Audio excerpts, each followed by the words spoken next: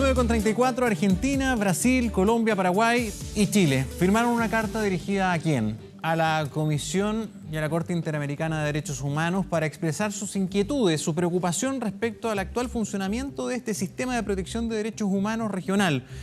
Bueno, en el mensaje los países piden que se respeten los márgenes de autonomía de cada Estado. Queremos conocer más sobre este tema. Nos acompaña Heraldo Muñoz, presidente del PPD, pero además ex canciller. ¿Cómo está? Bienvenido. ¿Qué tal? Muy bien, buenos días. Buen día.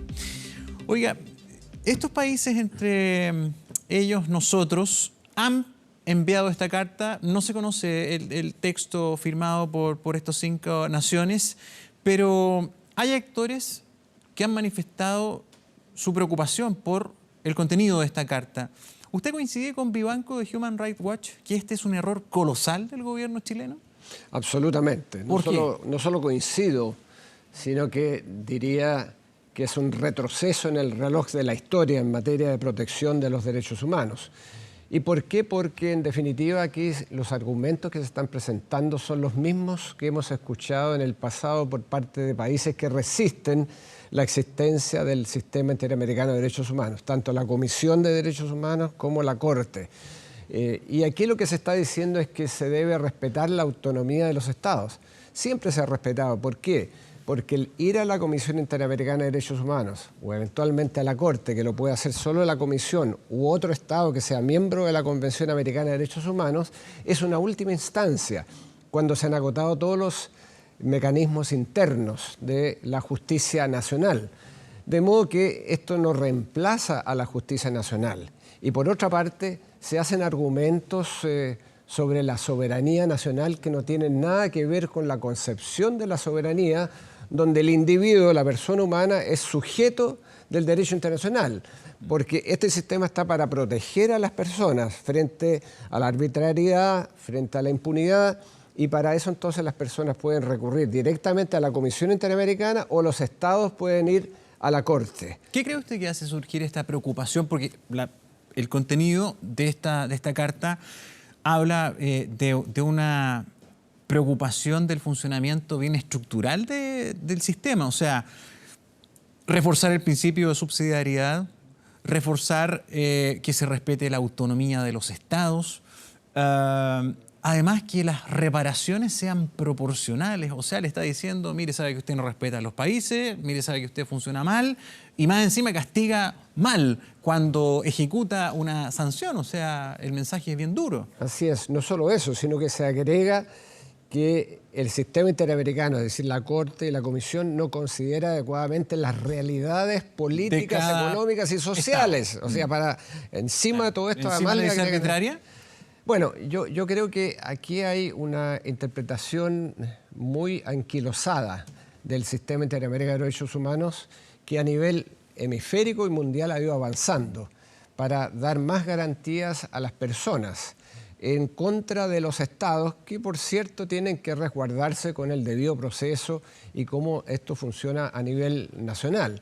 Pero a mí me parece que quizás hay un temor por parte de estos países que han firmado esta declaración que aún no conocemos, que solo conocemos este comunicado de prensa que ha sacado Chile, donde aparentemente Chile es el líder, porque hemos conocido a través de un medio de prensa argentino... La Nación Argentina dice la Nación diciendo que Macri firmó porque se lo habría pedido por expresa petición del presidente chileno. Piñera. De modo que aparentemente Chile sería el que está liderando esto y nos confirman fuentes en Estados Unidos. Hemos leído que a nivel de los círculos diplomáticos de Washington también se confirma que sería Chile el que lidera esto. ¿Qué es lo que hay detrás?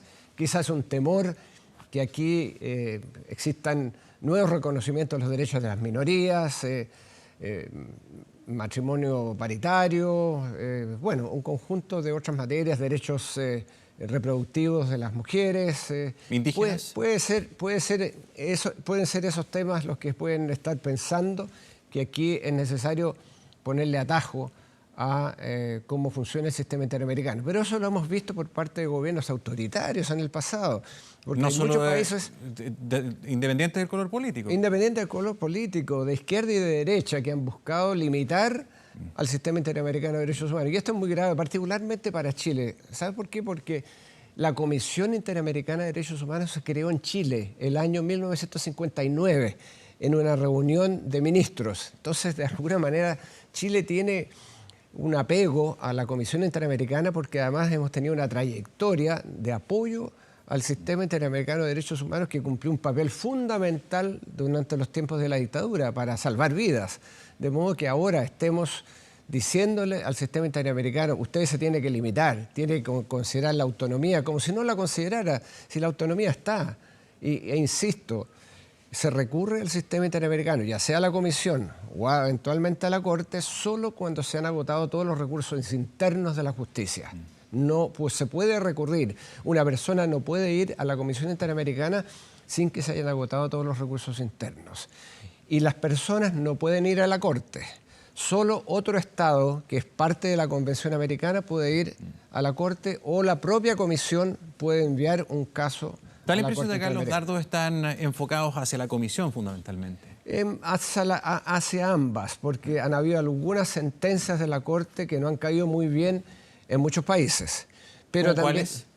Bueno, las más emblemáticas, para hacer un ejemplo claro. Hay tantos en el caso de Chile, donde Chile ha sido condenado, pero Chile ha aceptado, ya sea en casos, por ejemplo, del derecho a la salud, en un caso de una persona que falleció por una mala atención y hubo una condena y hubo reparación tanto simbólica como material. Han habido casos de derechos humanos donde se ha alegado que hubo denegación de justicia y que hubo, en definitiva, dimensiones de impunidad, y eso ha llevado a la Corte a emitir juicios donde Chile ha aceptado y ha cumplido. Parte del problema es que muchos países no cumplen con las sentencias de la Corte. De modo que yo creo que no hay que tener la preocupación que parece estar demostrando el gobierno de Chile. Incluso en la Comisión, que es donde pueden ir las personas una vez que se han agotado todos los recursos internos, hay lo que se denomina la solución amistosa. Es decir, la Comisión le puede decir al país, mire, sabe, aquí usted está acusado, nosotros creemos que hay mérito, ¿por qué no se ponen de acuerdo? Una recomendación. Y muchas veces hemos llegado a acuerdos.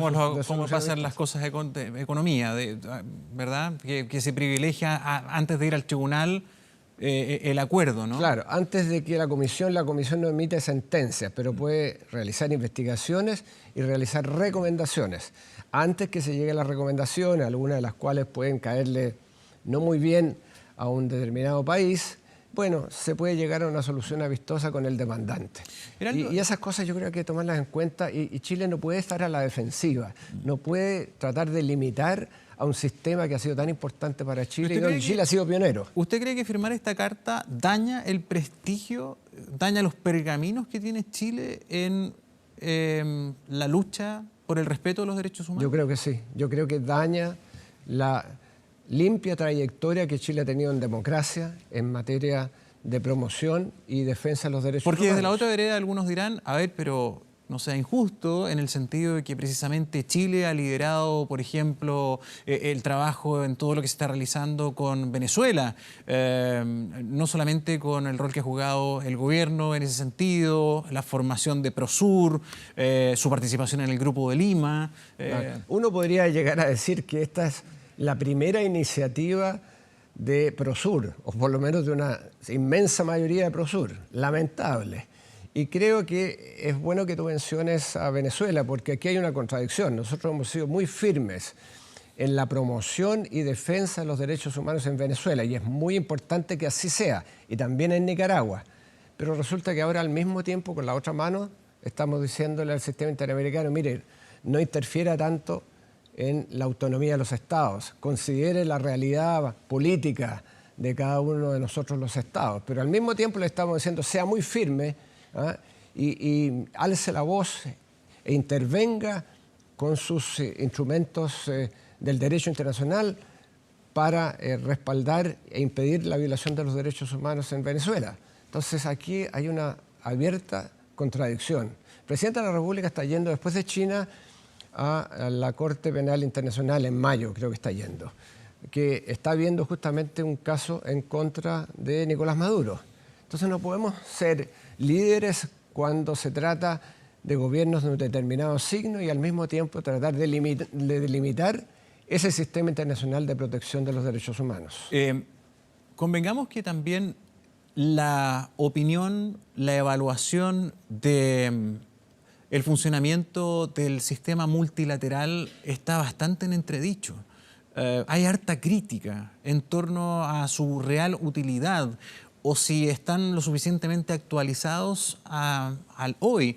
Muchos ven que el sistema se ha quedado en el pasado, en un diseño que responde a la década del 60 y que hoy día no está dando resultados. Entonces muchos son críticos de estos instrumentos porque no dan muchos frutos. O sea, muchos dicen, bueno, ¿cuál ha sido la real importancia de la OEA en Venezuela? ¿Cuál ha sido la real importancia e injerencia de las Naciones Unidas en esa crisis? ¿Qué se responde ante eso y ante los críticos del multilateralismo? Los organismos internacionales no son más que la suma de las voluntades de los países miembros. Es decir, no se le puede pedir a un organismo internacional que sea distinto a la composición y a la voluntad que expresan sus miembros. Es decir, si no hay voluntad de los miembros de que el organismo funcione, evidentemente no va a funcionar. No podemos divorciar un organismo internacional de los miembros que la componen.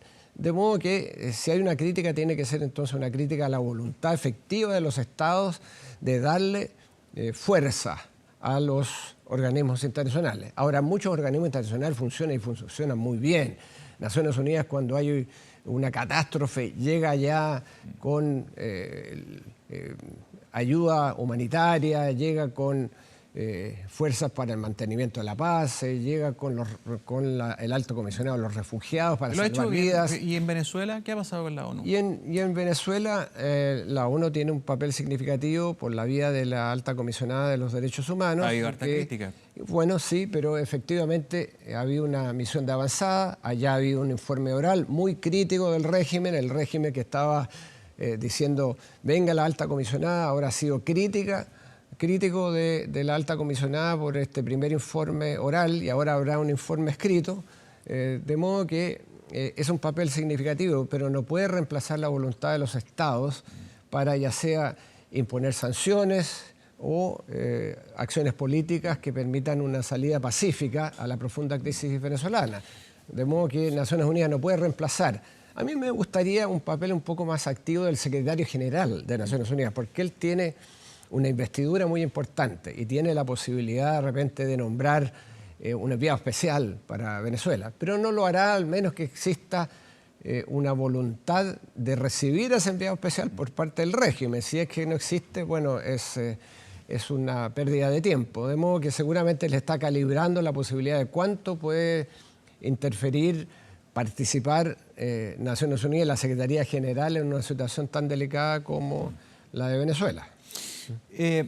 Lo quiero llevar a un tema que está en desarrollo, que es la gira asiática, sí, y la visita a China.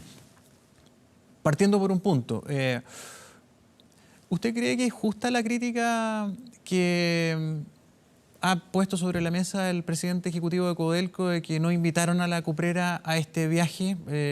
Después se retractó, dijo que había sido imprudente, pero ¿usted le encuentra razón a esa crítica o no? No, a mí no me pareció que la crítica fuera justa, porque en realidad el presidente de Codelco, y Codelco no necesita una gira para tener presencia, tiene que estar permanentemente en el mercado más importante para el cobre de Chile. Y de hecho tiene presencia. De modo que a mí me pareció un exabrupto del presidente de Codelco que, bueno, no pasó a mayores, porque siendo el mercado más importante, estamos hablando de un comercio bilateral del orden de casi los 45.000 millones de dólares, de lo cual, en términos de las exportaciones chilenas, más de la mitad, alrededor de 2/3, es cobre. De modo que si uno no está permanentemente en ese mercado, que es el más importante, bueno, está en una omisión. Así que para eso no es importante participar en una gira con el presidente. Además, cuando va un presidente de una compañía con un presidente de la República, bueno, eso ayuda a una cierta visibilidad, pero no ayuda necesariamente a los negocios que hay que hacerlos separadamente de una visita presidencial. Las críticas políticas que ha habido han sido mezquinas. Estuvimos recién con su par del Partido Socialista, Álvaro Elizalde, él señalaba que le encontraba un profundo error. Y dentro de su partido, el PPD, Felipe Arboe fue muy crítico con esto de que no se había invitado a a Pizarro? No, yo encuentro que yo tengo una cierta experiencia distinta de ellos, habiendo estado mucho más directamente en los temas de política exterior, y encuentro que no haya estado el presidente Codelco no es una cuestión fundamental. A propósito de China y nuestra relación comercial con China, y lo relaciono con lo que estábamos hablando en el primer bloque de la entrevista, que son los derechos humanos, los pergaminos de Chile, su trayectoria de la defensa. A ver, pensar en no tener a China de cliente sería realmente imposible por lo importante y la envergadura que es ese país para nuestro comercio exterior. Pero ¿qué reflexión hace usted respecto de esa contradicción de nuestra postura de defensa de derechos humanos y de que nuestro principal socio comercial no sea principalmente el más respetuoso del mundo en aquel sentido? Bueno, la pregunta que habría que hacer es ¿cuántos países democráticos y que respetan fielmente los derechos humanos tienen negocios en China? Y la respuesta es todos. Todos los países europeos, escandinavos, que son ejemplos de democracia y respeto a los derechos humanos, lo único que buscan es más espacio de mercado en la principal economía ascendente del mundo. El fin justifica los medios en este caso. Bueno, yo diría que en materia de comercio internacional, si uno dijera me voy a vincular solamente y hacer negocio con los países que respetan estrictamente los derechos humanos y la democracia, terminamos que no tendríamos negocios con 60% de los países del mundo, ¿no?